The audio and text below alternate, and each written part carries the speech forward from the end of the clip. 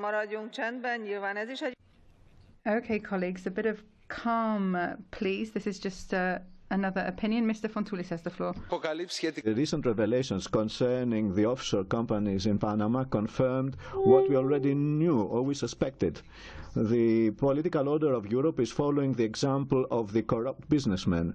Many representatives of these classes think that they're above the law, at the same time imposing austerity on citizens, and they appear as crusaders against tax avoidance. So, these amounts have they been taxed? Do they come from illegal activities?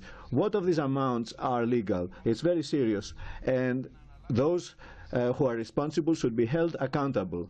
We should move to discover all those who have accounts on offshore companies, because the names that have been leaked are just a small amount compared to the total amount, a small percentage. We have to take measures to avoid the repetition of the phenomenon. The offshore companies do not have another objective, but in order to help the rich not to pay what they should pay, their due.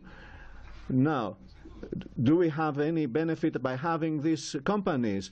Is there any reason for them existing? The answer is there is no such reason. That's why we should move to the prohibition of the activities of offshore companies. Any company wants to be active in Europe should have a tax, should be taxed in Europe.